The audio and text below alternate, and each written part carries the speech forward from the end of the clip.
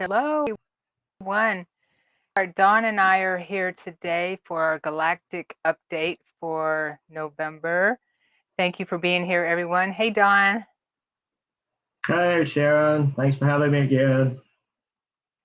Yeah, unfortunately, Galactic Ashley, could not make it. She's not feeling well today. So, if anyone watching could send her some healing thoughts, that would be awesome. Thank you. Thank you. And we are here to give you some galactic updates. Let me put the chat on here. All right. So, hello, Meraki. Thanks for being here. And GM, hello from California. Hello, GM. Thanks for being here. Okay, so I've got some exciting stuff to talk about, and I'm sure Don does too. And we're going to share. We hope so. Yeah. Rocky says ascension energies are off the chains right now. Yeah, you could say that. A lot of folks are feeling For it. sure. Definitely. Yep. Mm-hmm. Yep. Oh,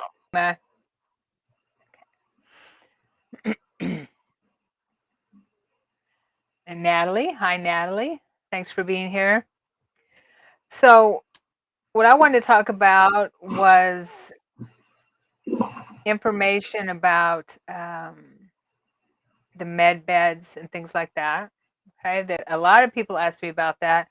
I've been at for the last 2 or 3 years. People have been asking about the med beds, and I'm sure that well, they've kind of been in our consciousness for a while now, right? Right, Don?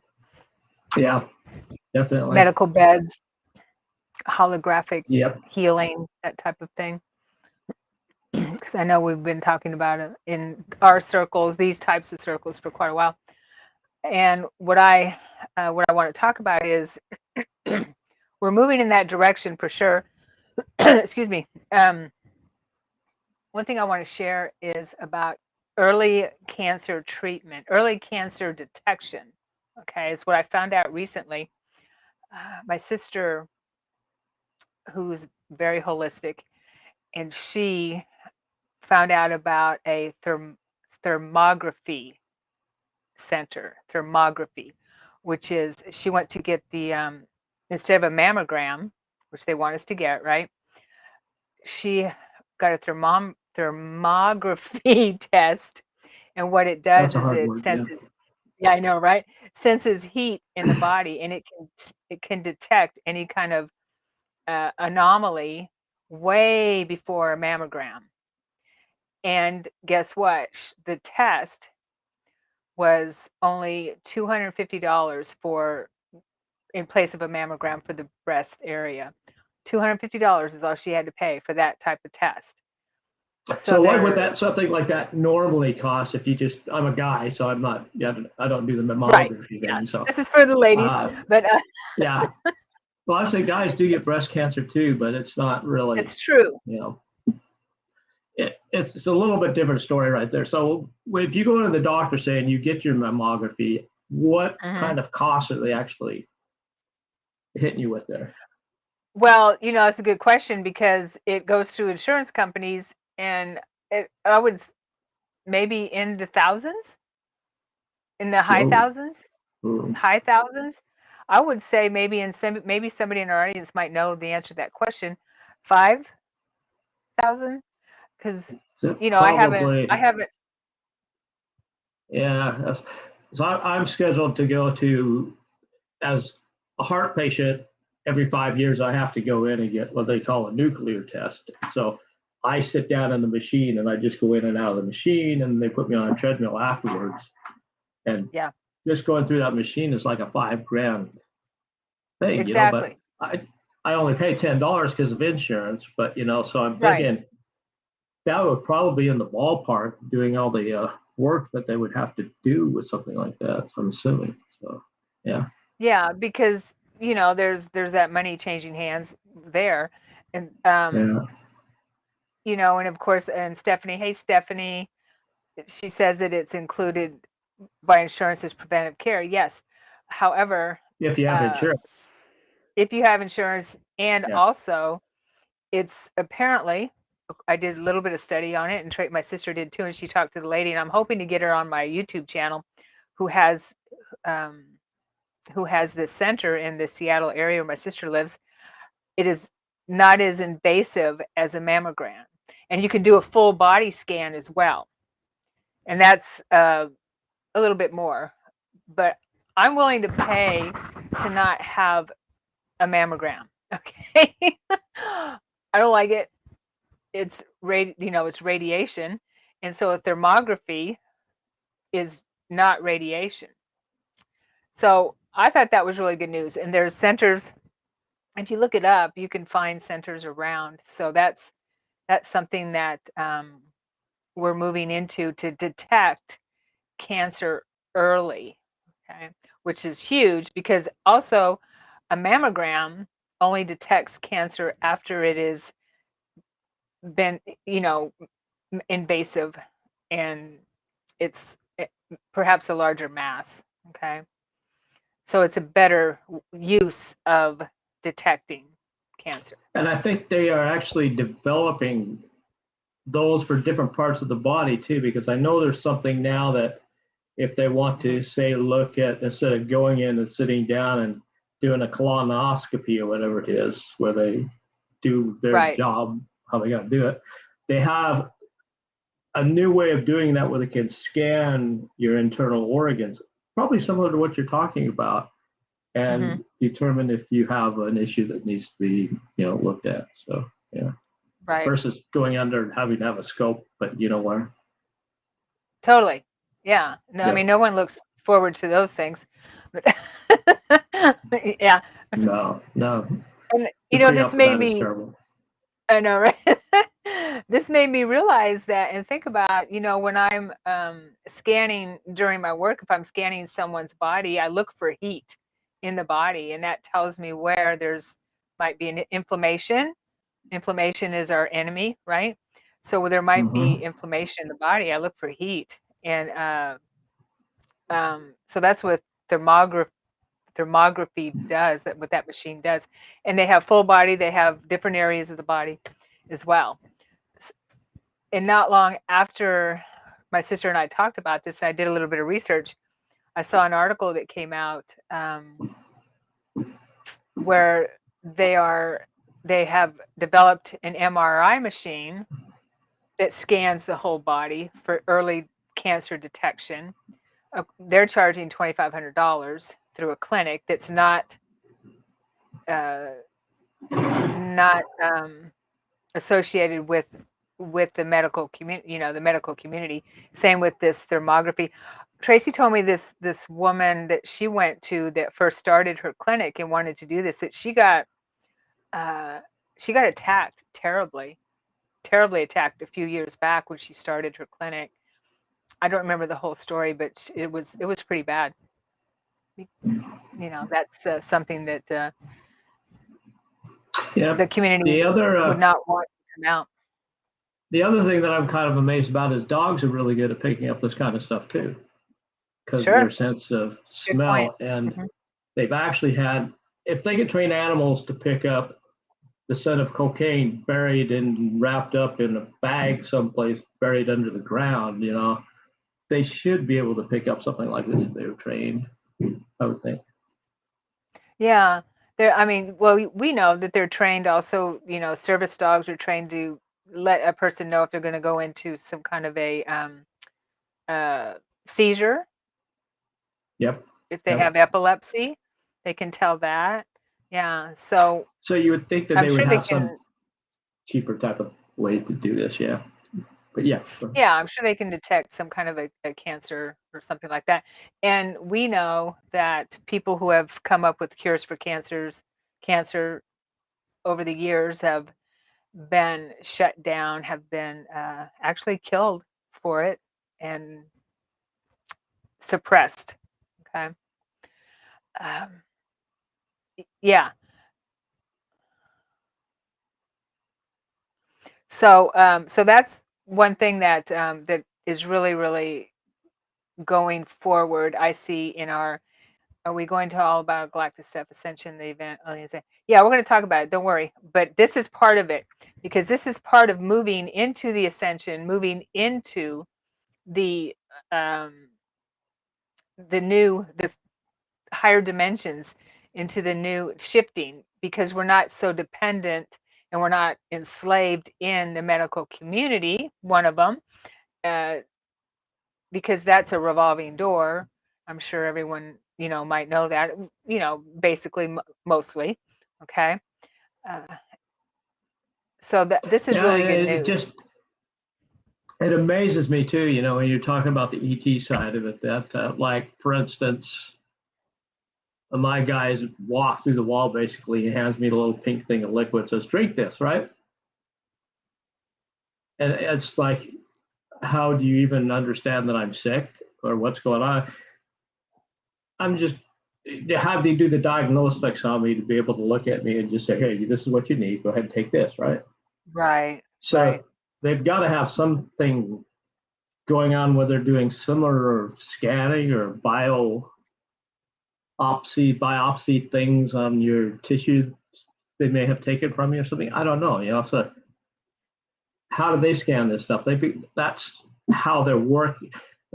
I can look at it as we're kind of working towards that scale where they could just do like Yes. a body scan on you and say, hey, come on in. Yes.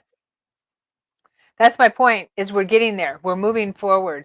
We're slowly moving into those areas. Yeah. And to where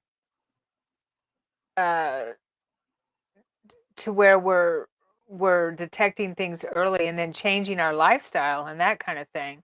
And another thing I saw also was an article about hyperbolic oxygen therapy chambers for cancer treatment, rather than radiation, rather than what's the other one that's for cancer treatment? The invasive one. Chemotherapy. Radiation and Chemotherapy.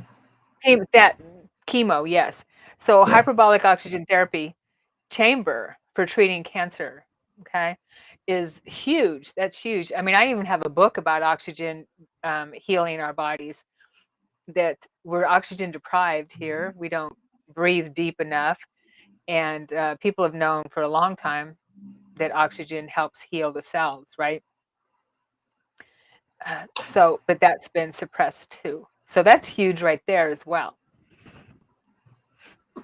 And there is that breathing exercise that you can do as well that I've been into a couple times. I forget exactly what they call it, but where you get the deep breathing going on and you just keep on breathing lots and lots of oxygen in your system, and you can actually get a release from it as well. So yeah, that's interesting. I started doing the Wim Hof breathing exercises, the breathing, and I really like it. It does that.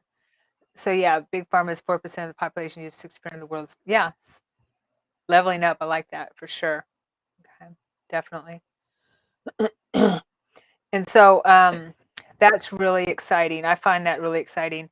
And then as people who know me know that I follow Elena Denon, who is a emissary for the Galactic Federation.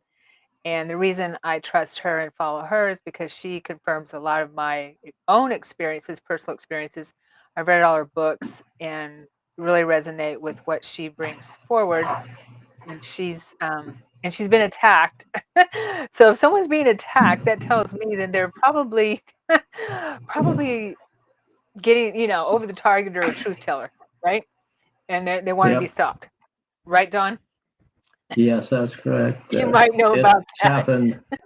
I've had a little bit of familiarity with that, and it's gotten pretty vicious at times. It's literally they go after you lock, stock, and barrel. And the funny thing about it is their lifespans are such that they can just take their time, and it's not that big of a deal. So it may seem like they'll let up a little bit, and then boom, you'll get hit later on down the line by something because they just don't like how you're acting or what you're saying, or just a spur of the moment, I don't like you anymore type of thing.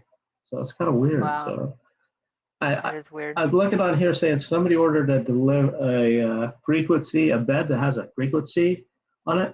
Daniel Brinkley, the guy who died or went to heaven, actually has one of those beds. He designs those on a frequency basis too that he uses the bets in sometimes. Nice. I don't know. Nice. I don't know how Yeah. that is right now, but that's pretty cool. And it can't hurt. That's for sure. Definitely.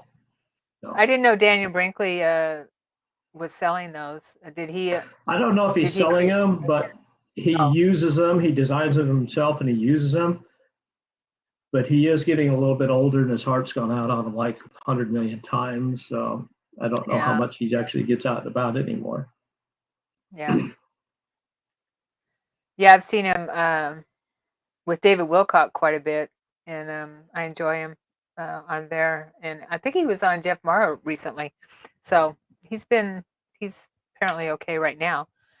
So anyway, about the med beds, Elena Denon talked about them, and what she said was that since we've liberated the moon, which happened in 2021, I believe, that they've been building med beds on the moon in mass, and tons of med beds, and that they are on their way to the planet now. And I remember when people were asking me about them in readings a couple years ago, and I kept getting the information, excuse me, that they're not going to be here now, but they'll be here in a couple years, minimum couple years. And she's saying they're on their way now. However, they're being used right now for people that them the most, because they're not going to be given to or sold to the medical community, the mainstream, pharmaceutical companies and that type of thing. They're actually going to be given to outside vendors, and they're supposed to be, what she said is it's supposed to be free, but only for people in the beginning who are in dire straits and for children. Okay. So that information is what she said. So that is that's good news that they're actually going to be in mainstream, from what I understand, which makes sense to me from what the time. Hey, Shelley. Okay. There's a new tech. There's a plasma technology as well as the frequency energy based ones. Yeah, see, we're bringing all this forward, and it's not being suppressed anymore. Is part of the essentially is right, Don? Yes, I'll throw a yes in there. Yeah.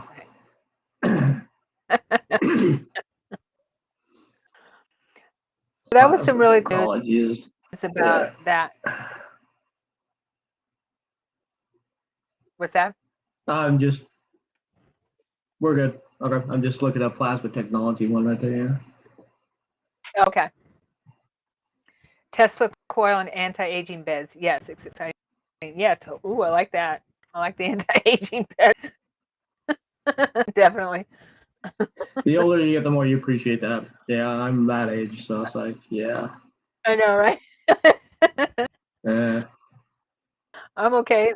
We are the age we are, but yeah, I'm okay with anti-aging.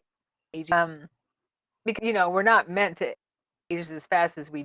Environment is what in our program. Yeah. What? The program.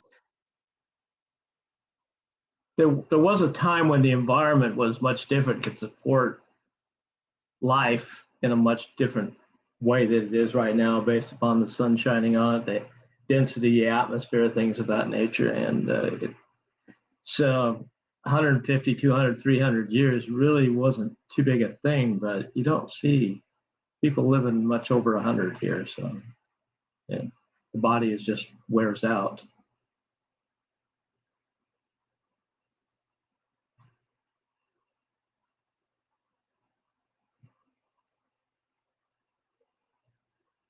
I think we lost We lost you, Sharon. I think I'm back. Am I Yep, you're back? back. You're back. Okay. I was just gonna send you a message and say, well, they don't like us talking about this, do they? Okay. My sister and No. I do that. Where we're talking about something, that because we kind of think that everything's tapped. They're listening to us all the time anyway. So Yeah, it's really funny. Sometimes I go talk on a radio show, which I've done a lot of talking on radio shows, and he'll say, "Well, hold on for just a minute. I've got a problem with my computer system in the studios," and yeah. it is much more common than you'd think it would be. Yes. You're not on the screen. Let me what's going on here? Hold on, I'm gonna take you off and put you back on. Okay. Yeah. Sorry guys. Uh Still not on the screen. Can anyone see Dawn? Let me know. I can see it fine. Yeah. Yeah, I see you in the room, the room to get into the room. In the lobby into the room. You can see Dawn? Oh, you see him. Okay, so I guess it's just me. No, All right, because you're apparently, frozen on. All right. for Okay, better or good. worse, they see me, so I'm here. So yeah. All right.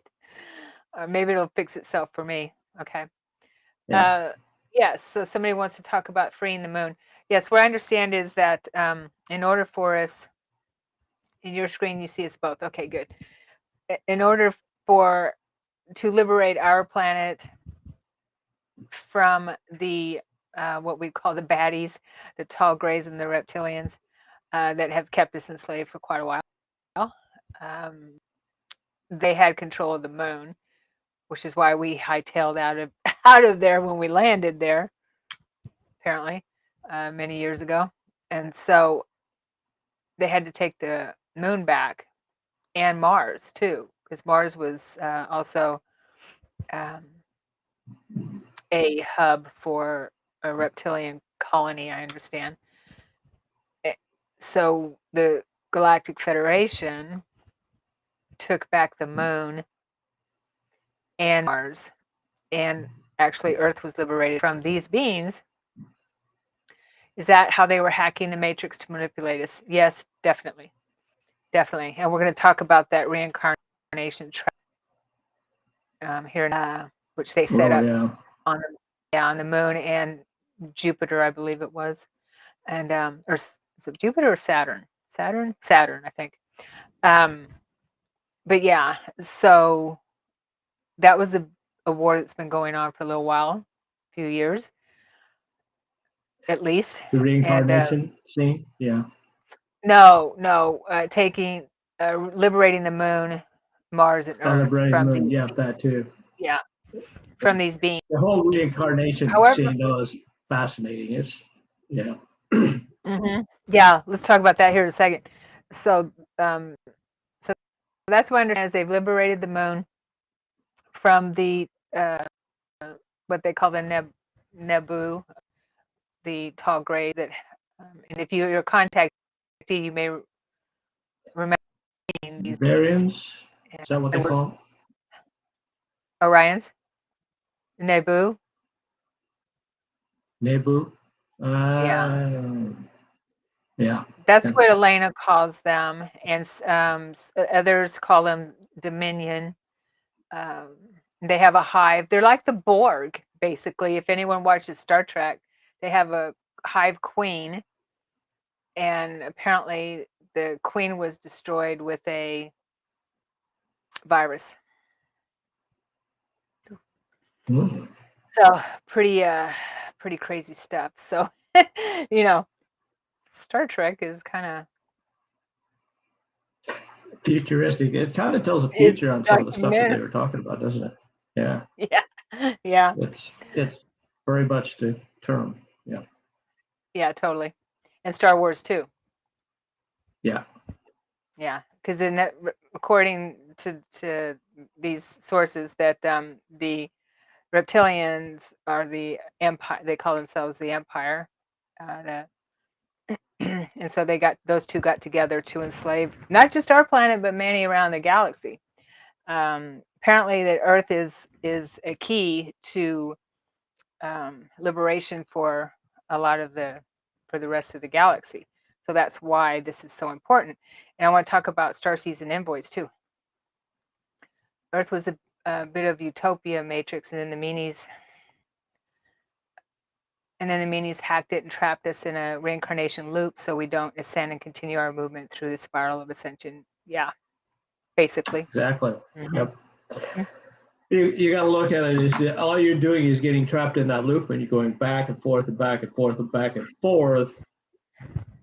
They're not giving you the option to ascend. They're giving you the option to come back and try again, is what they say. The way, okay, well, you can go back and fix this, but there's nothing you really need to fix. You've got it all inside you to be able to do the work. You just do the work. Yeah, and the problem is that we aren't able to remember what we need to fix and what, and why we're here. That's the trap. And that's a big trap. Yeah, exactly. That's the trap, is we don't come back with our memories. And so, I'm okay coming to Earth. That's fine. I love Earth. Yeah, yeah. But it's a trip back that you go back and they say, oh, no, you got to do this again. Let's set another planet for you, and let's go back, and I think we lost you again. So it's a dynamic that they have that they put into place, and it's kind of like a battery, because you go back, you get recharged, and you get set back in, you go back, get recharged, and you set back in, and you're just stuck in that loop. It's like a time loop, and there's nothing you can do about it, except when you get down to this planet, you start working on yourself and figuring out the ifs, ands, and buts about how to get from point A to point B. So, and that goes through ascension by changing your DNA and adjusting your DNA, so you don't have to worry about going back again and coming into the knowledge that you don't have to come back. And once that hits, then you can finally break that loop. And Sharon is gone.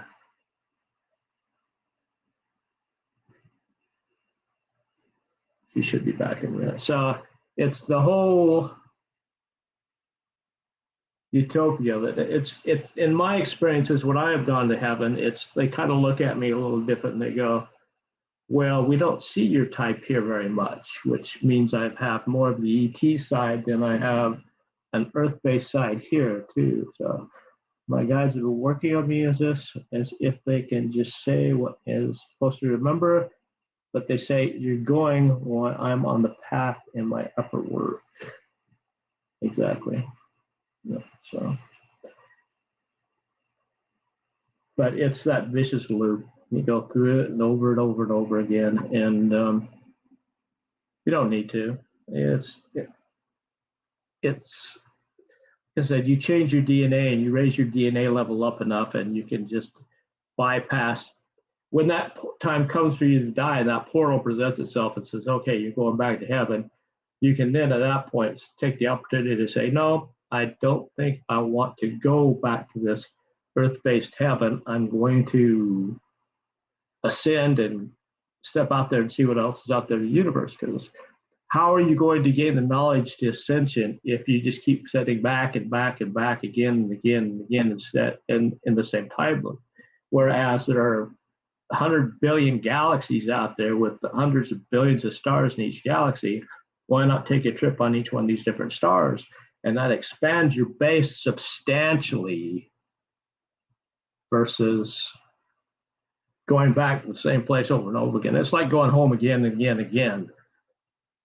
After a while, you get the warm and fuzzies kind of wear off, and you kind of say, well, I've been here, but I'm going to go back down this time. It's going to be something different. So I'm going to gain some knowledge from that, which you do, but it's still an Earth-based planet. It's like going through and rereading the same book over and over and over again, but from a different perspective, which just helps. It's good. I mean, you get some knowledge and some learning and some basics in there,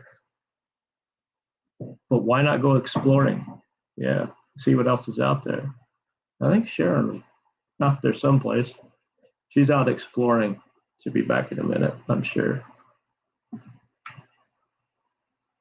My guides have been working on me.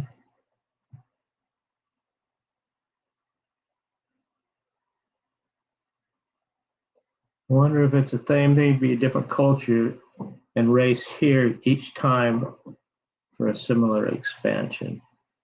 That's a good point. Yeah. I mean, other races are coming to this planet and they're setting up time to spend on this planet, and they explore what the energies are like, what it is like to live here. But after a time, they go and they'll jump onto another planet and they'll go over there and they'll say, hey, you know what? This planet over in Alpha Centauri looks pretty good. Why don't we go study over there for a while? Yeah. And then, so it's a big universe, a lot to explore.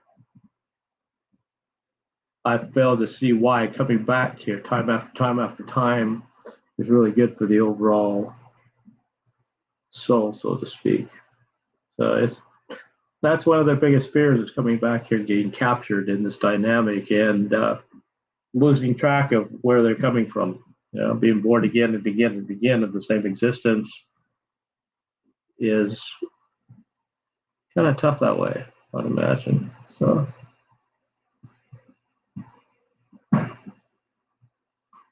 different culture, different race.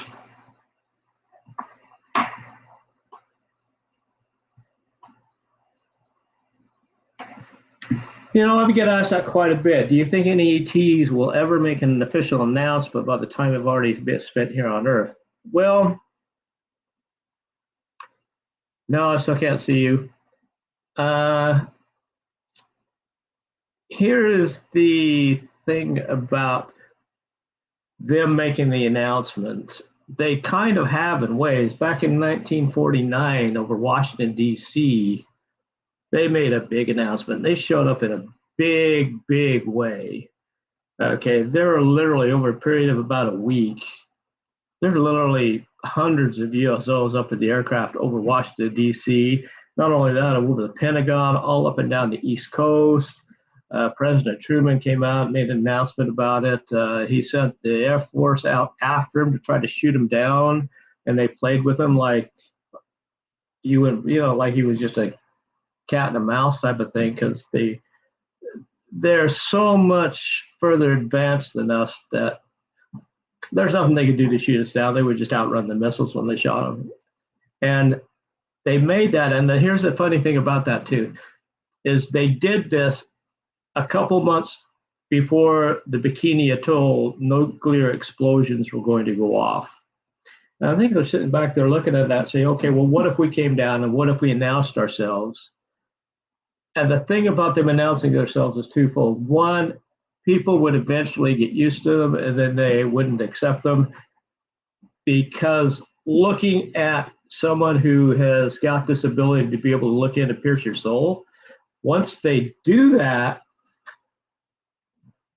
you develop a defensive mechanism, and then you get that mirror going and you're looking at them saying,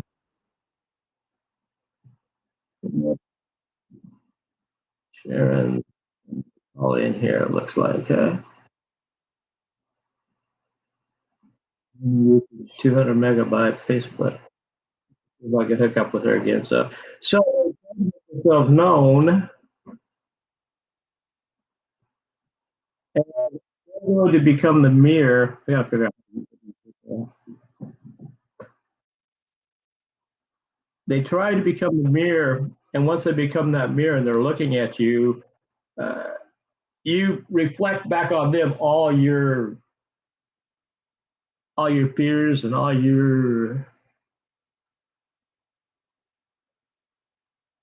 replying to Sharon saying their cameras off and on. Anyway, back to the main section right here. We'll get here back on. You become the reflection, and then all your deep fears are reflected back towards them, and you take out your anger about what you are back on them because they're showing it to you. And once they show that to you, then they become the enemy, and you don't want to work on yourself. You just want to get rid of the thing that's showing you what is actually going on. And that's a problem they've been having because of their advanced nature. They do reflect a lot. And they're not trying to do that. That's just the state of mind that they're in. So they'll reflect that. Once they do, they turn into the enemy, and we'd be ended up killing them just as much as we go to war with somebody else. So find to Sharon, Sananda, Camaro. Sharon, I don't know where you are out there, but you know,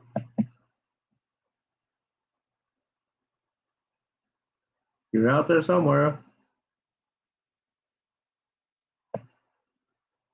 Let's see if that'll work. Hold on for a second while I see if I can get her back.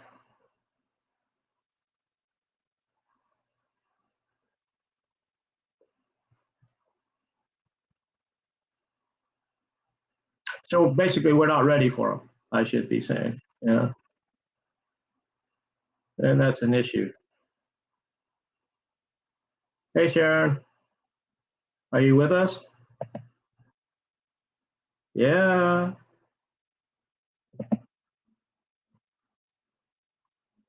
Need to move it. Yeah. So it okay. So it's very much a shamanic thing, and that's why they don't. The other thing is that they would transform our culture so substantially that I don't know if a lot of civilization is ready to handle that yet. So, a good instance is there was an individual who was he was not hiking, he was up in the mountains, he was hunting, and he's hunting for deer. And he's going out and it starts snowing, and the snow gets worse and worse and worse, and then he kind of gets lost. He can't find his way back.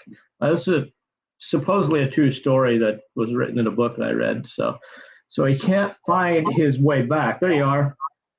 All right. He can't find his way back, and he gets lost, and he's out there for a couple of days, and he runs into an ET who looks at him and he gives him a pill, and he eats the pill, and he warms up, and he's fine for like a week, and they find him. And so he's just got this little pill that he ate, and he's fine. He's up and running. He didn't need to eat again for a week. Okay. At that point, if they come in and they introduce something like that, I don't know if people really understand how much that affects the culture that we're living in, because you're going to affect the food chain. Your food chain. I'll just finish this, Sharon, and if you don't mind. And well, Oh, of course. it affects your food chain. So the farmers are not be growing nearly as much food anymore. So they're going to be out the loop. It affects your supply chain because all the trucks that transport the food are now going to be having a very, very hard time finding work. So there's another segment of the population that is now out of work. It also affects like the restaurants and everything like that. It affects your very culture because we all get around food. We like to sit down and we like to eat together and to mingle. And food is just that thing that's kind of essential to the human civilization. I think we'd have a really hard time with that. And then the other thing after that is armies. The very first thing they would do is they turn this over to the armies and say, look, armies don't eat on their belly anymore. They've got plenty of food. All they need is a supply line for their trucks and their ammunition, and they can stay out there and they can fight for days, and we don't have to worry about supply of food because they got a food pack in their pocket now that'll last them for 2 months. Yeah, and that just completely changes the dynamic of how everything on Earth operates at that time. And I think it's such a big shock to the system if we introduce beings that are doing this kind of stuff and knowing that we don't have to rely upon this whole food chain that we have for a whole civilization. That's not something they're really willing to come in and mess up. We've got to work towards that and being able to accept that gradually versus having it dumped on you all at once. So I don't think they're in the chain anywhere soon until we can have the ability to where everybody on the planet or a large portion of the planet can actually work on this interdimensional thought process and be able to jump through the veil, so to speak. Yeah, and then they'll be more willing to accept it. That's coming, but it's going to be a while. So that's what the ascension really means, is being able to understand how to work through the veil. That's my thoughts. Nice. Is are you answering the question about will ETs ever make an official announcement about the time they've already been sent on Earth? Yeah. Is that where you're at? Yeah, Yeah. they kind of tried to, but they're prying their way in. But through television is one means that they're doing it, but humans are very, very stubborn, and yeah, they don't want to change. People don't want to change because they like their mistakes, their things are good. I had a friend who had a little bottle. Every surgery she would go to, she would save the screws and all the stuff that came out of her body from the surgery and put it on the shelf. I thought, that's really interesting. Now, why is she doing that? And it's just because she liked being stuck in the mindset of being sick. Yeah. Right. I had a process where I was going through trying to heal my mom when she was alive, and tried to work on her in the other dimensions. And she felt uncomfortable being well. She didn't want to be well because if she's sick, now people pay attention to me. And it's all an ego thing because I want people to pay attention to me. Yeah, it's trauma. That's kind of how the ego body works. Yeah. It's a deprogramming. Humanity has to be deprogrammed, basically. And deprogramming great reset. Yeah, it takes a while. It's happening. So, I mean, we're Starseeds. We're the Starseeds too.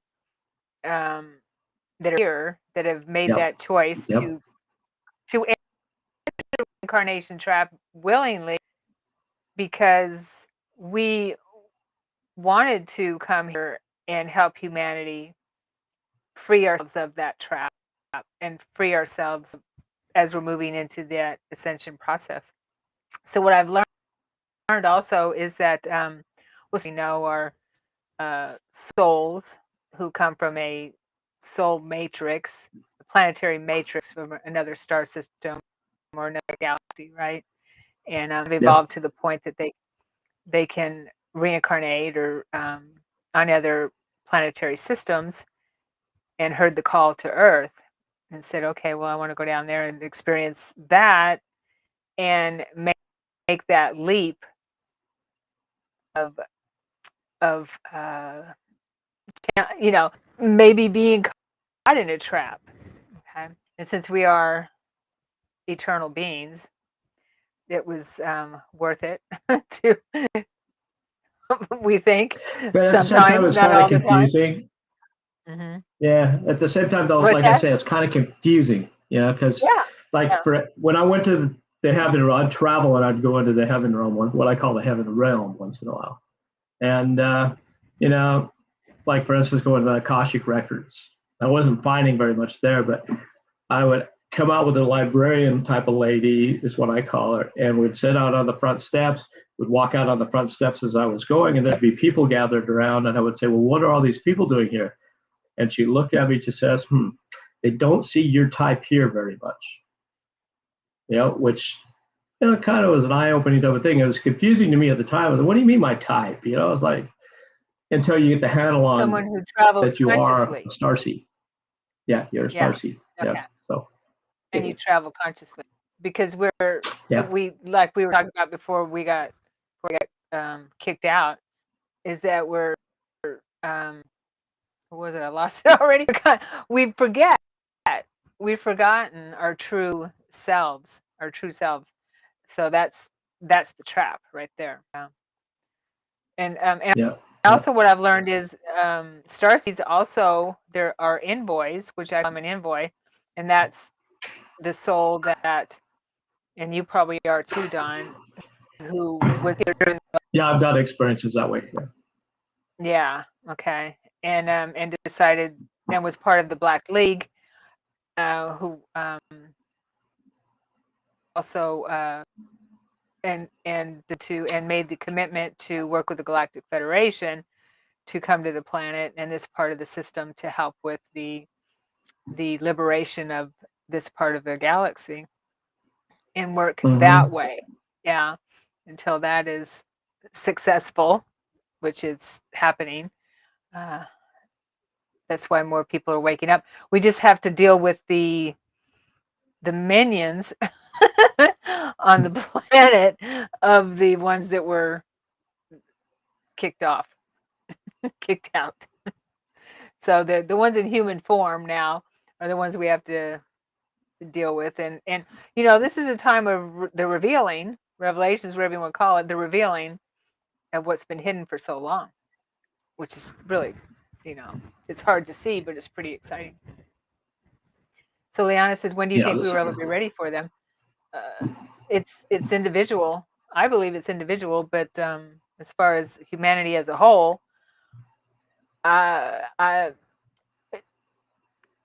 it depends on individual and community. Some people will never be ready for it. Some people are ready now and already know, and we've known for quite a while, but not as a whole. I don't see it I don't see it happening that too far off in the future. I believe it'll be in my lifetime.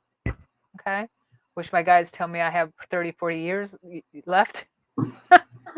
Because I tried to stay on the other side, and they're like, no, you're about 2/3 of the way done. So I'm okay. Well, I'm gonna try again later. Hey, yeah. Dang. Okay. Yeah. So I believe it'll be in most of our lifetime here, where because what I understand is it's going to happen in increments where beings who are very human, just like us, because most of the extraterrestrials, a lot of the extraterrestrials are human, just like us, right? Just living in a higher frequency, and so are existing in a higher frequency. So they will reveal themselves in some way, and then another phase will be a little bit differently, because that's how they've been showing themselves to me consciously in real time, is a little at a time, because I've seen the blue beings, gorgeous blue, they're all human like, but gorgeous blue beings, green, beautiful green, lime green with the concave head and bald. And so I've seen different beings a little at a time, to where I'm not so I don't faint and I'm stunned. So I think it's freak you out like you used to. Yeah. Yeah. It's just about getting accustomed to.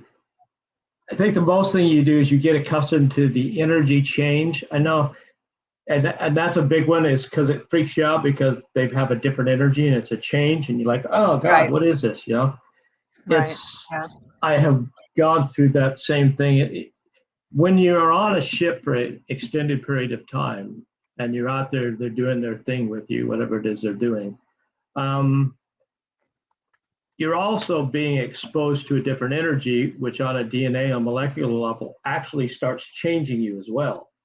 So it's not just that you're on the ship doing this stuff, you're on the ship experiencing the energetic process as well. And it changes you, and it gives you the ability to be able to do things psychonetically and psychically, Right. and develop all these different senses that you would not have been able to do otherwise, because you can't help it. You don't have a choice, Yeah. Yeah, you're vibrating at a higher frequency. So And so, what gets in the like you way were is gone. saying, Yeah. that's kind of where we're going to eventually is, we get enough people down here doing that energetic change, energetic work with themselves, things around them will eventually start to change. Right. Yeah. And so we have to be accepting, of course, of what's different than us. And I had a out of body experience where I went on the ship and was with my daughter, my hybrid daughter, and my hybrid granddaughter, who was probably around 7 years old, and she was showing me what she can do, which on the ship, and she had pointy ears and was and big eyes. She had thin hair, and my granddaughter, and she was teleporting, or not teleporting, but which she can do. We all can, but on the ships we can too. But she was what do you call it? Levitating. Levitating. She was levitating. She was showing me that she could levitate. And then at one point, I'm sitting with some other beings that I know from the ships and humans, and it was women. So we were sitting around talking about when she and the children like her could come to the planet and live on the planet, on Earth, among the children and among us. And we all agreed that it wasn't this was not the time because we still have trouble, with each other. So, not Well, accepting yeah. differences If in that each isn't the other truth, right now. So it yeah. wasn't, we weren't quite ready yet for that. So we were having that discussion. This was about a year or two ago that I mean, I don't know in what time frame it was because who knows what it is there in those frequencies. But yeah, that was really, really interesting. Yeah, if you just look around the planet, you can see that right now. It's like, well, why can't you just accept these people for what they are and not what you want them to? It just boggles. This is so strange to me that somebody would look at somebody else and judge them because of either their race, their authenticity, uh, maybe the color of their eyes, their hair, or how tall or how short. I mean, we're very judgmental people That's the down here, program. and That's yeah, the and program. Yeah. we're not even out of that part yet. There's major wars going on right now simply because you're different than I am. I can't accept you, so I'm going to kill you. Yeah. Now that's part of what needs to be uncovered for sure. But Yeah, I yeah, believe that a lot of it, I believe, Don, a lot of it is not as bad as we think it is because it's pushed in institutions, it's pushed in the yeah, media. yeah. And if you go out on the street and you talk to people and you see real people, they're not that way. Most people are Media, not like that. Yeah. yeah, I Most people, definitely I'm believe going to that. say 80%, 90% of people are not like that. Okay? Yeah, But yeah. the news likes to, or the mainstream media likes to fearmonger, right? And make us think that, Sensationalize. there you go, and make us think Yeah, that the yeah. that the that the minim or the small majority, the minority is the majority. And Yeah, yeah, that's very evident if you look around. It's like how polarizing right. uh, the media will make things. Yeah, so Yeah, you totally. got to take it with a grain of salt. Definitely. Let's see here. And I wanted to talk, there was something else I want to talk about. Oh, we're going to talk about the trap. Um, have you heard of Anastasia? I think it's Anastasia, the daughter of the Tsar, right? She's supposed to be a real galactic being who is here to help us live with the Earth. Oh, the Anastasia that lives out in the community where they live on. Yeah, I've heard there's a couple of books written about her, I think, or she wrote with someone. Is that who you're talking about? Uh, GM? I believe there's a couple of books about her. Yeah, I think, and I don't remember the name of the books. Have you heard of her, Don? I haven't. I've known of the Anastasia that was the Tsar who claimed to be, straight from the Tsar who escaped assassination. Yeah. I haven't heard. I don't know if I've heard necessarily about this that you're just talking about. So that's interesting. Yeah, I was in a remote viewing group, and we did a remote viewing on her story at one point without, it was blind remote viewing, and Uh huh. that was the target. Her community, her commune or community, whatever you want to call it, where they live with the Earth was the target, and she's apparently she looks extraterrestrial. She seems extraterrestrial. She definitely has a high frequency, and I don't. It might be in Russia there where she's at. Oh, that's really cool. Yeah. Hmm. Yeah. So what I heard about the reincarnation trap. Did we miss any questions here? Um,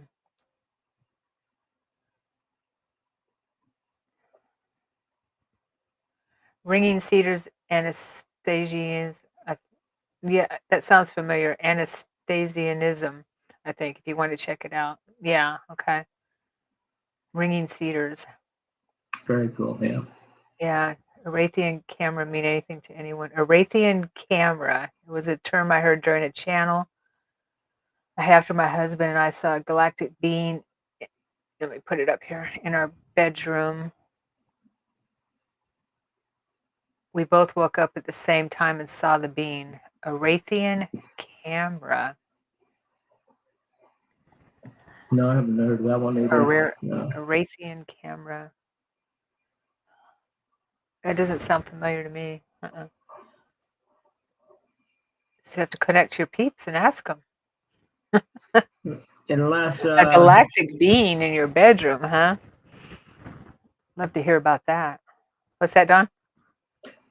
unless that could be like a holographic type of a projection, is what they're getting at. Because I have had holographic projections where a being will appear behind me or up to the side of me, and you look by him, and there's definitely something going on behind them that they were not catching, hoping you wouldn't catch or something. And so that was kind of, it was like he was stepping through a portal, but it's like a camera video shoot too.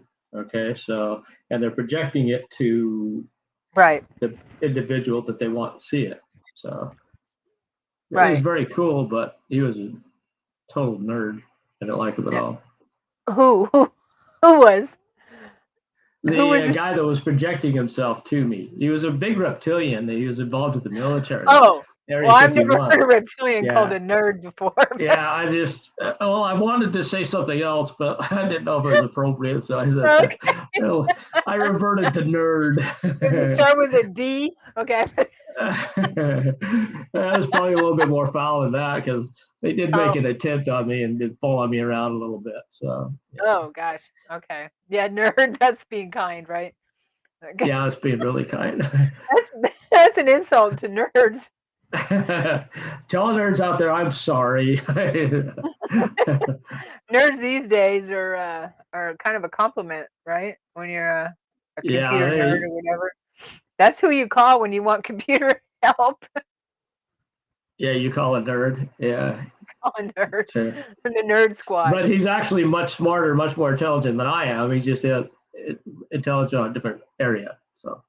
Well, they're ancient. They're very ancient. I mean, their telepathic abilities are, they're what's scary about them.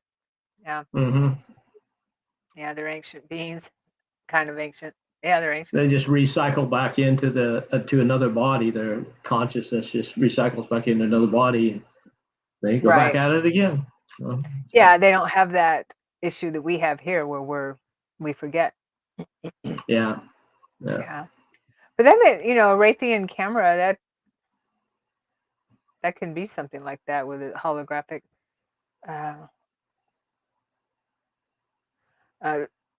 ones, the talk of the split of 3D and 5D, we may very well remain in the same place, but become,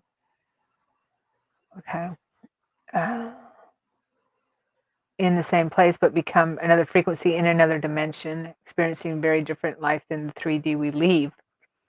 Yeah. That's like we're everywhere all at once. Yeah. Yeah. Because you're in 5D. It's a frequency. You're in 5D when you're, feeling good, when you're communing with nature, when you're when I'm out on the river, because I live on the river, and when I'm out on the river and at peace and enjoying when I'm out there, I just know I'm in 5D, listening to the sound of the river and nature and everything like that. That's something like, this is home right here. I'm in 5D. Yeah. It's a much different experience, yeah. Yeah. So that's, yeah. True. So here's the dichotomy of it as I'm looking at this is,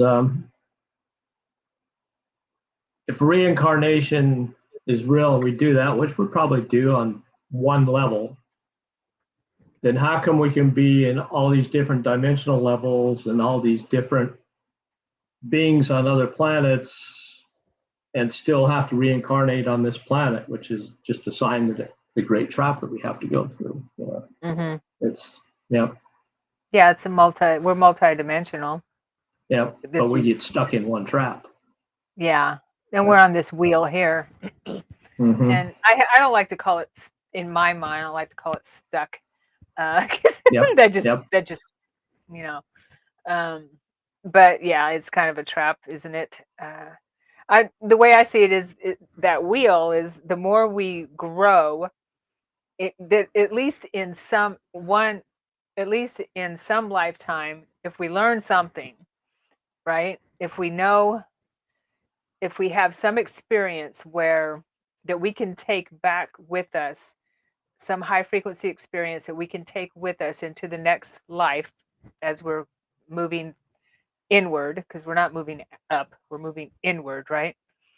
Closer to source, where the higher frequency is, the faster frequency is. So as long as we can take something with us in each lifetime that we can bring into the next lifetime to help us grow and help us have spiritual growth and learn and heal, then I don't feel we're trapped. That's me. Mm-hmm. Okay. Yeah. I agree with that. Yeah.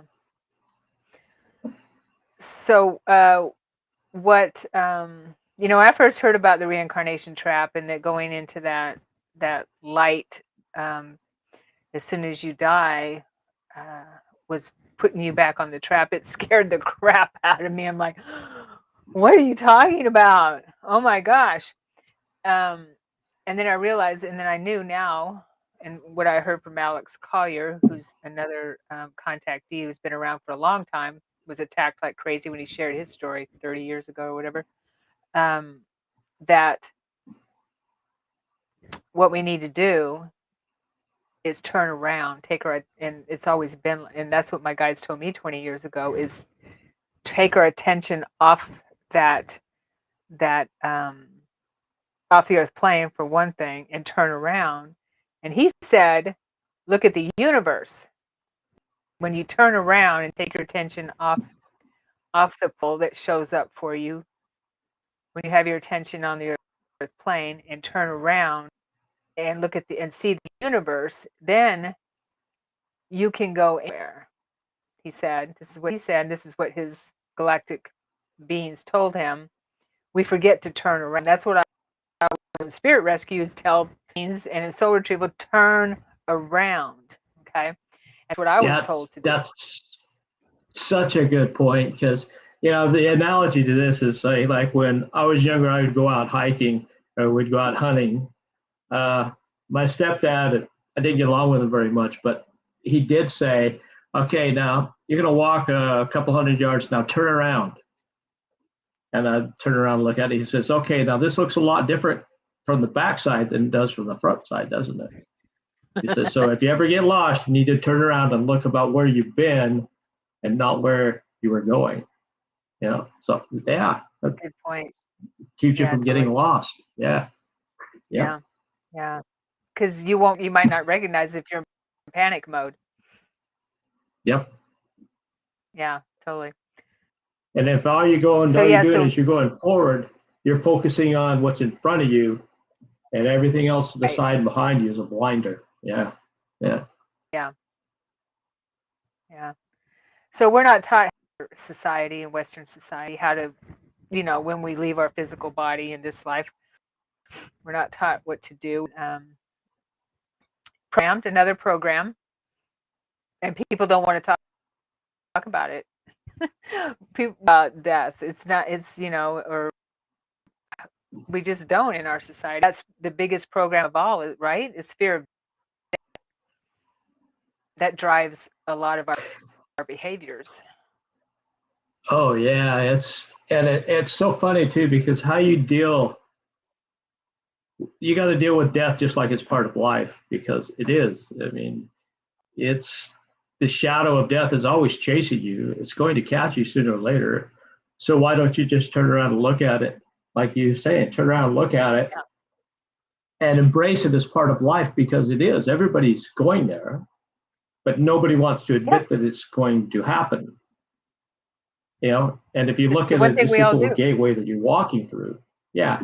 And it's real easy to do too, because like you said, you're just paying forward to the attention of the things that are around you and you're distracted. And so death is easy to ignore because you've got too much life around you right now. Right. Yeah. And it's and you know, what we're doing with ascension is bringing heaven to earth. We're bringing heaven here, the higher plane here. We're merging the worlds. That's what we're doing. We're not going anywhere. We're merging the worlds because this is an amazing planet. And so why not have, you know, that while we're here, have that fifth dimensional type of existence while we're here, right? On this planet. Exactly. Yep. Yeah. So to finish what Alex Collier said, and then I saw some questions in here.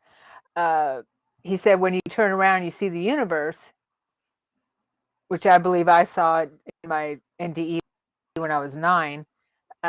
Then ask in your mind that you home to your true home, and call out that you want to go home to your true home, your soul matrix, which could be on another planet. It can be Earth. Some people are from Earth. Some beings are from Earth, right? And or anywhere, any star system, any galaxy, and have that awareness, because we don't know what to do. Basically, normally people don't know what to do when they die. So if you don't want to reincarnate, because it is a choice, he did say that it's a choice, and there's nothing wrong with reincarnating. Planets that we reincarnate on as well. They're just not. Yeah, there's And billions and billions of planets. and, Yeah. yeah, totally, trillions. Stephanie asked this is the one that I wanted to answer, because she said, asked, what is a big message Federation? And the one that answer for this month was that the reincarnation machine trap, the reincarnation trap machine that has been pointed at our planet has been dismantled. So that's very, very, very good news. Very, very, very good news. That's probably about the thing I've been hearing about karma. You know, karma can be instant now versus having to carry it with you from time to time to time. Yeah. And it's probably wise, like you were saying. Yeah. Yeah. So we can still reincarnate if we want to, but hopefully we can bring our memory back with us, or at least most of it, or a lot of it. Who knows? But that's what I understand. That's the message that I heard. Was it that it was it has been dismantled? It was dismantled last year.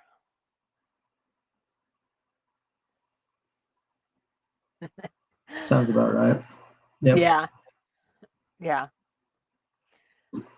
So Stephanie, that's what I feel is the big message for us, and that's pretty huge. What was the most important thing the Galactic Federation brought up at this month's meeting in terms of humanity and our collective consciousness? I believe that that's very, very important. And how, if we want to leave this planetary system, we can.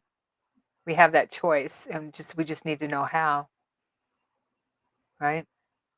So ask for your home. And that it makes sense to me now why in my NDE, when Yeshua took me to a water planet and said, when you finish your mission on Earth, you can come here. You can have because it felt like a home to me.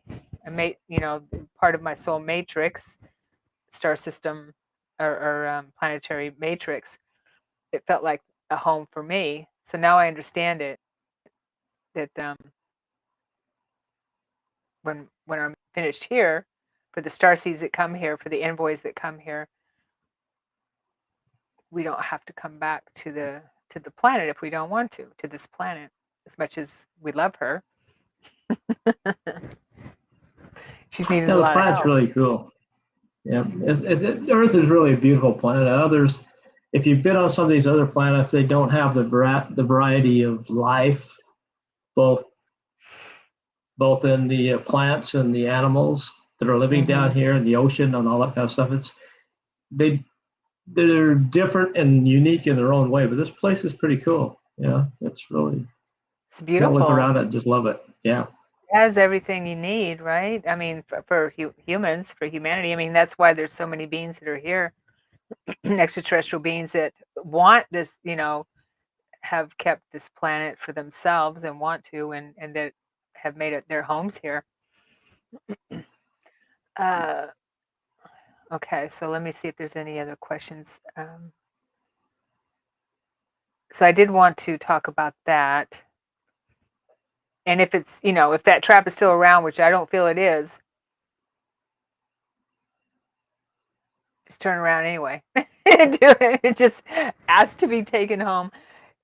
I interviewed a gentleman who's an ET contactee who lives here in Portland, Don. You may even know him, Andy. And he's been coming to the support groups for quite a while. And Kira, do you know Kira, Andy and Kira? She might even be here. It's been a while since I've had my group Okay. or been to a group, so Yeah. if I saw their faces, I'd probably recognize them. Yeah. Right. Well, he had an NDE where he ended up on a ship, and I've heard many people that do end up on ships. That's another thing she said, that envoys have their bodies in stasis on ships, on their mothership. And I had an out of body experience where I was in a chamber, like a stasis chamber, where I was brought out of it. I don't know, when it was. That Had would you have any explain a lot. experience I've with had that? people look at me and they'll say, "Hey, you were on this ship that I was on, and you were like piloting this ship or something." It's like could very well have been, and they it's very very easy for, if nothing else, for them to clone. Okay, we could be just like you're saying, but it could also be a clone. I mean, why would they not have that ability? Okay, let me back up here a little bit. When I was visiting some friends up in Idaho, she was saying, keep getting these scoop marks. Why have I been getting these scoop marks? I said, I don't know. She says, will you check it out for me? So I said, yeah, okay. So I did my thing and I went and checked it out. And I saw these lines of these little kind of jars and inside of each jar was a suspended piece of flesh of some sort, like where the scoop that they take and they put in this jar, and then they would feed DNA. it, and it would act like a biological tracker. And they could send influential thoughts to that little piece, and it would hit you, and it would be just like they were talking to you or guiding you or asking you to do something. And that's how that particular group was keeping in touch with the individuals that they had selected to do whatever they were going to do with. Okay. And so they would just be able to do some manipulation with this piece of them, which is literally a piece of them, which is out there, but it's their biological connection. So if they want to track you, they just say, okay, they're there, Right. And they have this experiment that they did. Clive Barker, I think is what his name was. He wrote a book about this, how he did this energetic thing with plants. And so he would take a plant, he would take two plants and he'd place them together, and he would start talking really hateful to them, or he would feed them really nice, or do these experiments. And then he would take this plant and put it in the other room. And he would do this electrical monitoring, very, very slight electrical monitoring of what was going on.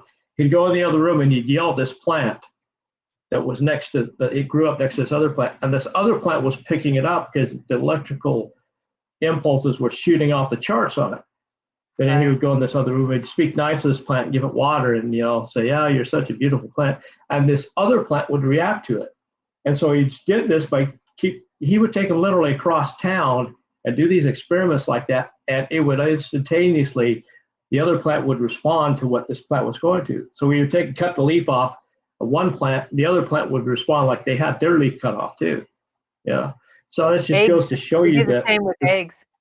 Yeah. Yeah. It just goes to show you how there is something there. And so when they take that little scoop of you and put it in, they used to do that. I don't know if they do that much anymore, but that's how they used to do it back in the 60s, 70s, 80s. And scoop marks were pretty prevalent.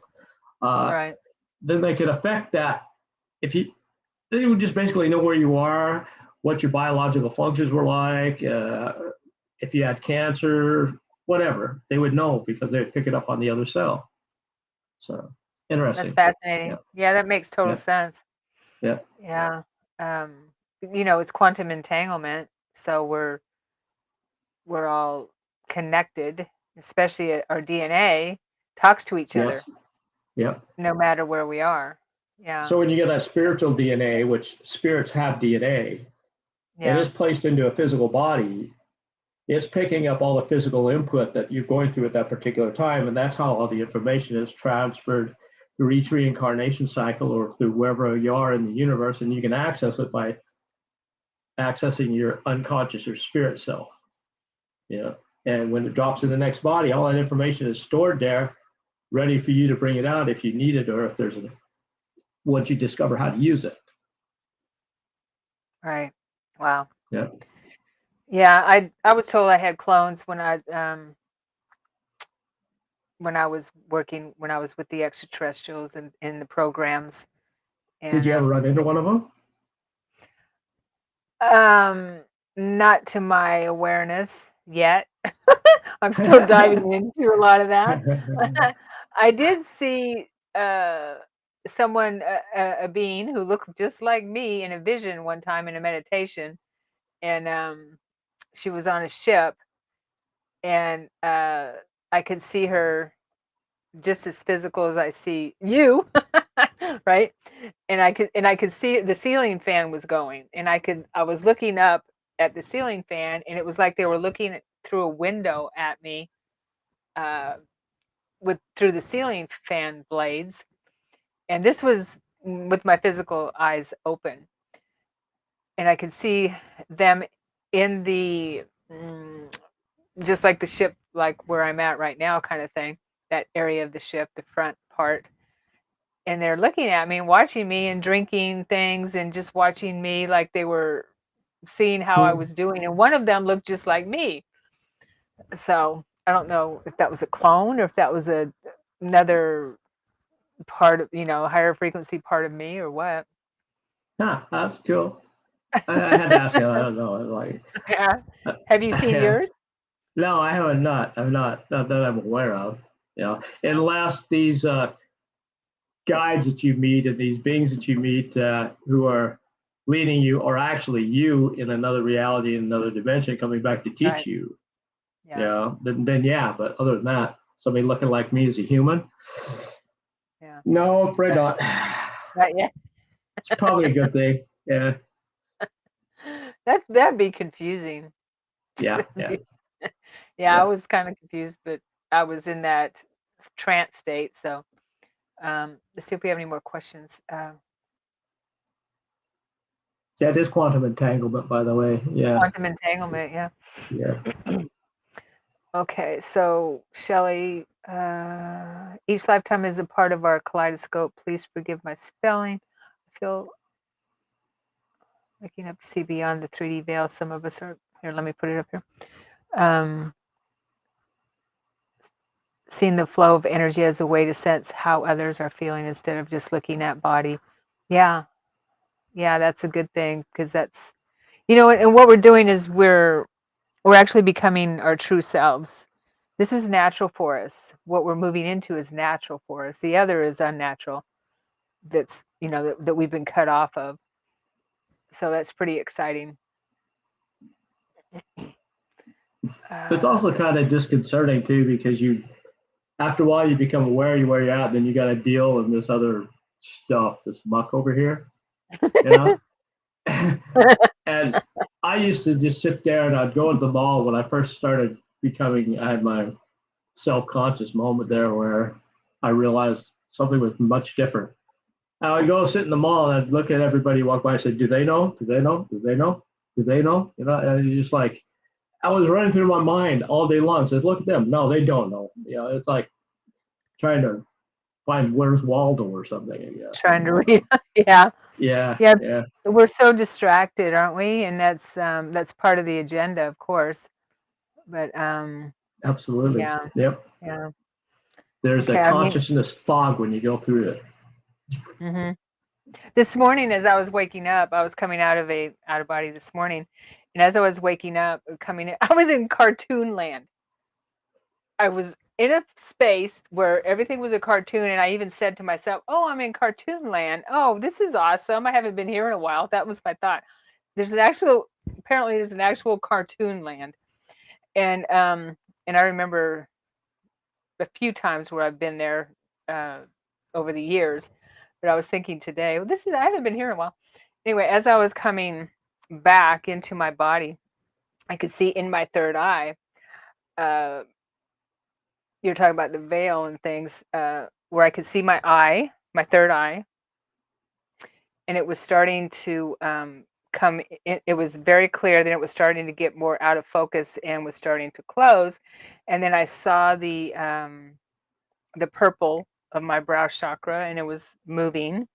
And then I saw a white film go over it, and then I'm here. And then I'm waking up here. So that was the veil. Yeah, I've had something similar happen. I was in the process of waking up, and I opened my eyes and I could see. I've got a good diagram of this that I may have on Facebook or on a website. It's an experience that I have had where I could see this little thing just dropping in on my forehead, right? And excuse me, I immediately got a great big picture of the universe. It was just like the universe was entering into my forehead. And the minute it entered in, I got the feeling that I was in three different places at once. It's very, very disconcerting because all of a sudden it's like stacked up there. There's three me's out there somewhere doing something. And then it all kind of collapsed in on myself. So that's why I have that little thing on my website. It's like got a picture of the Pleiades in the middle. It's got the star and the triangles and the circles surrounding a picture of the universe on it right there. And in the very middle of it, there's a the Pleiades galaxy was sitting right in it. So like, hey, look at this. And I tell people this was an experience that actually happened, and it was. It's kind of hard to put it together, but I had to get that down on paper right as soon as I was able to, because it was just so like, whoa, the moment. That was a whoa moment like you had. Yeah, that's awesome. I love those moments. Definitely. I'll have to go to your website and look for it. What's your website, Don? Path of the Shambhala. That's a blog site. It's okay. Path of the Shambhala. If you go on that, I have some of my experiences in there, as well as I think I've got a picture of that in there somewhere as well. I'm gonna have to check on this to make sure, but I know it's on my Facebook page for sure. If you want to check out the Facebook page, so I think I have it in the details. I'll double check. It's kind of the emblem that I got on the original emblem I was going on the sweatshirts that the hoodies that I just developed. Oh, yeah. Let's throw a shameless plug at those. I do have some hoodies that I developed that got the Shambhala emblem on them right there. Yeah, that's basically walk with God is kind of walk with spirit is a rough. It's just a rough way of being able to describe what the word Shambhala is. Okay, and that's a rough definition of that, but it is on. I know I've got it on my Facebook page. If not, I'll go back and add it. I'll add it on to the Path of Shambhala if it's not there, but it's really cool looking. Okay. All right, let's see here. Muraki. I hope I'm pronouncing that close to correctly. All my life, I have stared into my eyes, not recognizing myself. I had memory of laying down in a pod with three people around me, not wanting me to come because I could get stuck. I think a lot of us can relate to that. Yeah. Yeah, that's my definite thing about it as well. It's like, oh God, am I going to get stuck here? Before I was born, that's one of the things that was like, man, I hope I don't get stuck. But you're not. Yeah, when I first started waking up, that was my biggest deal, was feeling like I'd been stuck here for a very, very long time. And this fear, I mean, this palpable fear within me of being not being able to be found by my family, that I'm connected to. It was a palpable fear within me that drove me insane. Literally, I was so terrified. And yeah, so I can kind of relate to that. I had was it psilocybin? I forget which journey it was, where I had a memory of when I decided to come to Earth as an envoy, apparently, talking to my galactic parents. They felt like my parents or my whatever, and telling them that I wanted to come here, and they're saying, "Are you sure? Are you sure?" And I'm like, "Yeah, I can handle it. I can handle it. Yes, yes, I'm sure." And trying to talk me out of it. Yeah, I've got a 180-degree approach on that with my experience. It was like they sent me down here kicking and screaming, but I said, okay, I'll go just because somebody wants me to go. I don't want to go down there very bad, but okay, let's give it a shot. Not wanting to go, yeah. Yeah. I was very much against it. It's like a general out there giving his marching orders saying, okay, you got to go out and assault this group. Says, no, I'm not going. Court-martial me. I don't want to go. So, Meraki, we can I'm sure a lot of people can relate to that feeling.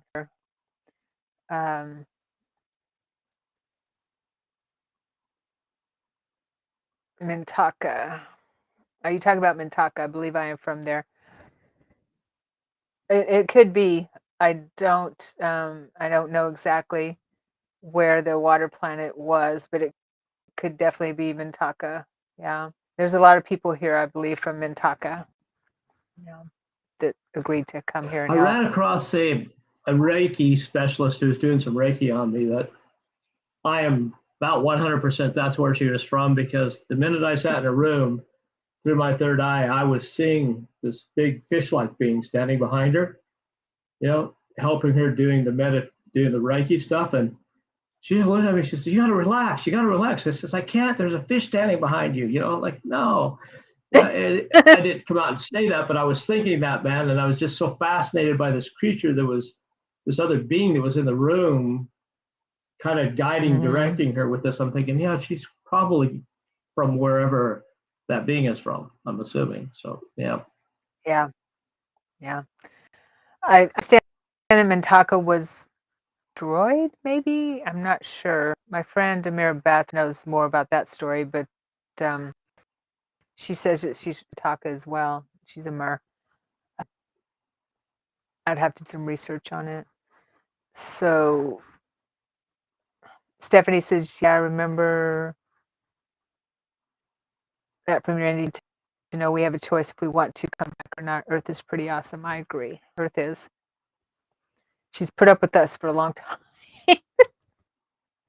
And what she's had to deal with for a long time. I had a lucid dream of a water being telling me how happy she was. I'm almost ready so she can finally go. It was very emotional. I painted her too. Nice. I'd love to see that. I would love to get some water beings together on my YouTube channel and just have discussion about that. That is the memory I've had since I was a child. I'm in a pod in there waiting for me to return, like now. Yeah. That's what Elena talked about. Yeah. Okay, here's a question. Do people who take their lives get to choose where to go after 2? Sorry, harsh question. Take their lives get to choose where to go after 2. Okay. I believe everyone has a choice. Uh, I don't believe there's any punishment on the other side. I believe that our life review uh, is where we try to make amends, whatever it is, in within ourselves. Okay, I believe so. I believe there's no judgment and there's no punishment. What's your take on Yeah, that, Don? I think the human state is one where you naturally have that survival instinct in you. I mean, it's like all of the rest of nature, doesn't matter whether you're an insect or if you're an elephant, everybody on the planet has the instinct for survival. Okay. You don't see them going around jumping off cliffs or anything like that willingly. I mean, they aren't out there trying to kill themselves or impale themselves on an elephant's trunk. Yeah, that's elephant's tusks. So I'm firmly in the belief that if somebody who commits suicide does that, they're not an irrational thought of mind. They have an entanglement going on inside themselves, and they make this irrational thought that they're better off dead. And so they're going completely away from that survival instinct that they have, which I think is just kind of more of a temporary mental health issue, or maybe it's a permanent mental health issue, depending on who they are. And normally they would not be an individual to do that. Sometimes you give them 15 minutes down the line so that they don't commit suicide, and they'll look back at it later and say, wow, I'm sure glad that didn't happen because I really want to live. And that's your natural instinct. So I doubt I would have a very, very hard time with the cosmos of the universe, or what you may call God, having any type of a hard feelings or casting him to hell for a momentary lapse of sanity is what I'd like to call it. It's not a natural state to want to do that. So I just Yeah, feel bad for them, but they're fine. They're probably in a better spot than we'd be. Who knows? yeah, yeah. I've connected with a lot of suicides on the other side, and there is regret there, definitely. But they are uh, surrounded by love and Mm-hmm. support. Every single one I've connected with, they do regret what they've done. Um, that I've um, connected, the people I've connected with so far, quite a few, unfortunately. But yeah, what I understand too is that some may choose to reincarnate pretty quickly because they want to rectify, because they know that they cut their life short, and before they had finished things out, you know, their life plan. And it's uh, when someone does take their own lives, there's a lack of awareness, like you were talking about, Don, about the soul journey, and people just aren't in their right mind, of course, but knowing that what the death process, knowing the process is really, really, really, really important, I believe. And that's something that I can't repeat enough that has been taken away from us, is understanding the transition process. So people that commit, what I understand, people that commit suicide and with working with them is that awareness is not there. They think things are going to be better. Of course, they want to be out of pain, whatever it is, mental, physical, emotional, all of the above, maybe. And so, but they always come back to me when I connect with them and say that it didn't change that. They still have to deal with their stuff. Yeah, we still have to deal with our stuff. Okay. Anyway, so that's my take on Yeah, it a little bit more. if there's a universal love in the universe, which you may call God or Creator or whatever it would be, they're not going to look at them any less for having that momentarily lapse, because it's so easy for your life to extinguish. It really is. I mean, it doesn't. The human body is really fairly fragile in spite of how it looks, and Yeah. it's that momentary lapse of bang. Okay, it's over. I'm done. Eh, it shouldn't be any much different than anything else anybody goes through, except for, like you were saying, the regret that you would have, the person who's done it, saying, "Oops, kind of made a mistake." Now you got to live Yeah. with And it because most you have to people, face yourself. Yeah. yeah. I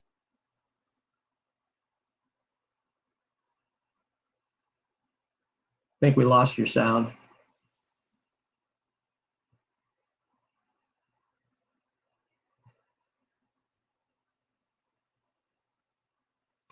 Can you hear me now? Yeah. Okay. I lost my microphone. So most people, when we do die, that we think about the people we've left behind. And so that's another thing is what I've heard is that people get very, they feel really bad for the people they've hurt or the people that are hurting with from their actions.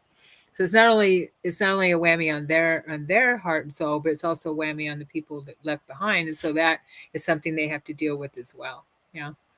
And rectify within themselves and in their soul, in their karmic evolution. Right. Okay, let's see here. I saw my third eye open and saw something just like what you described. Dawn or me, or you painted a picture of it? Oh, okay. She said I painted a picture of it. Nice. Oh, like the universe? Nice. Okay. I'd love to see that, Stephanie. I think that bilocation is a new activation for us. More people are doing it. I agree with you. As though our higher aspects of self are like an umbrella corporation, and then there are multiple lives being experienced multidimensionally. Definitely. You agree with that, Don? Yeah. Oh, yeah, 100%. And we're multidimensional beings, and we're out there doing our multidimensional things. And what's unique about that is once you realize that, you can draw on another one of your multidimensional beings to come in and give you help or assistance or maybe some guidance or insights Mm-hmm. onto a situation you may be having and help you out with that. Yeah. Yeah, good point. I love that. Definitely. As we ascend, we merge with that higher self and become the umbrella that overlooks all the others. I love that too. Our cat bilocated several times. My husband and I could not explain it, but I'm sure your cat could. That's funny. Maybe he's just doing it to mess with our heads if you know cats. Yeah, like, hey, watch this. Cats are good about that. If only we could meditate as much as cats do, right? So, Yeah, my cat definitely has several hours a day to get that in. So, yeah. all right. Well, I see the end of the questions and comments. So thank you, everyone. Thank you, Don, for being here as well. Oh, it's my pleasure. I've had a lot of fun. It's been great. Good talk. Yeah. And thank you, everyone, for being here and your great comments and questions. And let's send Galactic Ashley, some healing thoughts as we close. Just send her some thoughts right now. Healing energy to Galactic Ashley.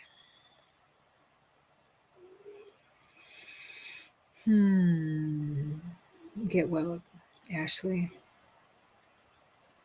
Get well soon.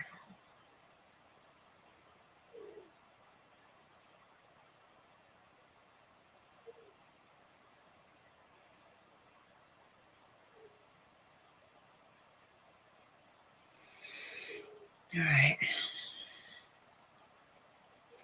Thank you. Thank you. And we will see you next month, if not before.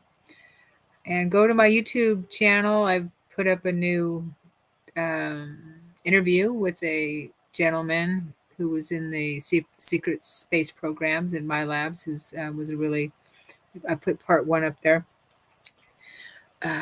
where he's got some amazing and crazy experiences to share. So that would be worth the watch right there. Yeah. yeah. All right. Thanks, everyone. Thank See you you next all. time. Have a good night.